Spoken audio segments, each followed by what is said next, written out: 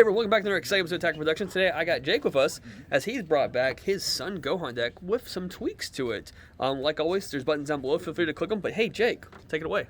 All right, Son Gohan leader gets plus 5k if you have a skillless in play. Swing with it, you can pick up a life and draw a card, kind of like Yellow Broly. Draw 2 on Awaken, and on the backside, whenever you combo with monsters, you get to draw a card. You can also activate main to play a 1-drop skillless from your drop and draw a card. So typically, you'll play a dragon, or you'll play a monster, draw a card, swing, combo it off, draw again. So kind of like a draw 2 on your leader, as long as your attack doesn't get negated. We play 6 skilllesses, 3 flying high, and 4 of the Saiyan Scions unison. So flying high is the payoff, Scions is the enabler. This is really a really strong aggressive card early, and I feel like people are sleeping on this just as a aggro strategy. These will pump the skilllesses, and it plays for very cheap if you have them. Dragons, so you can combo and draw cards, and then you can't play 6 of these, so we play some of the children as well.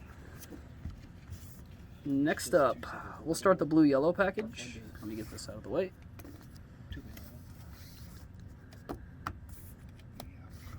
Let's do 4 Zamos, 4 Bojacks, 2 Goku hit, and 2 Bojack Resident Agent. These are all arrival pieces that come off of this. Aegis has been really, really good lately. I don't think I need to spend too much time explaining this. The reason we're not 4 deep on Goku hit is it takes a blue to cast, and we only want... Very rarely do we have more than 1 blue energy available to us, and that blue energy most of the time gets spent on Beam. So we play 2 of these as well. They're a little bit more defensive geared than Goku hit, but the base power is a little bit larger, so decent trade-off. Then the last multicolor card is the Trio de Danger's Fierce Unity. This is really good for removing unisons, and I think as the game goes on with Spirit Boost, this card's going to get better and better and better. Also, it can play for 2 energy. The main goal of this deck is that all of your cards serve offensive and defensive functions, so you just kind of pressure your opponent until they make a expensive enough play that you feel like you can kill them.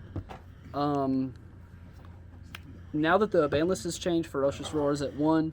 Not as good as it used to be. Like with multiple copies, you could do some disgusting stuff. But I still think this card is worth a spot in the deck.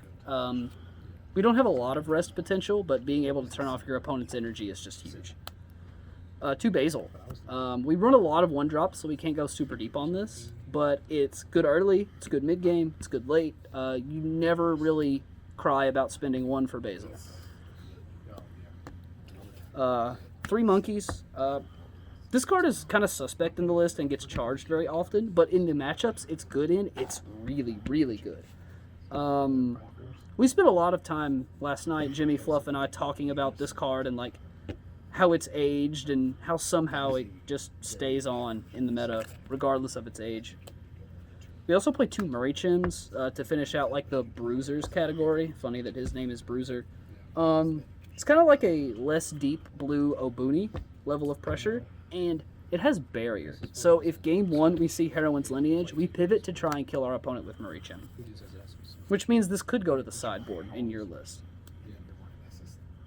Extra cards. 4 Beam, 3 Nimbus, 3 Power. I don't think any of these cards need explanation as to why they're in the deck. Nimbus might be a little bit suspect to you, but we hate turn 2, turn 3 crackback pressure. It's not our forte. What's the greatest negate in the world? Nimbus. 2 Final Flash. I was actually really down on this card, but Fluff really changed my opinion on it. Won me arguably 2 of my games tonight, but definitely won 1 game for me. And I don't know if Bancroft said it, but I did top tonight. So 2 This Poutines. video will come after his match. Oh, my bad. Wait. Probably shouldn't spoil. But you weren't. I was on camera once. Yes, you were. But they don't know what week. Exactly. So, 2 Poutines. This card is really good in yellow lists that have tap-down abilities. Tonight it was kind of shaky for me. I never really got to resolve it, and I think in the future the deck just might just move it to the board. And then for the rounding out the deck, Fighting Against Fate, Kai, Cooler. This is just a 4 energy, you're dead. And then the secret rare to save us from dying, and if we just completely run out of gas, we can pay 4 and try and kill our opponent with it, but it's better as a defensive tool. Oh, for sure, for sure. And that's Gohan, guys. There's a sideboard. We're not going to talk too much about that. We play a lot of best of 1.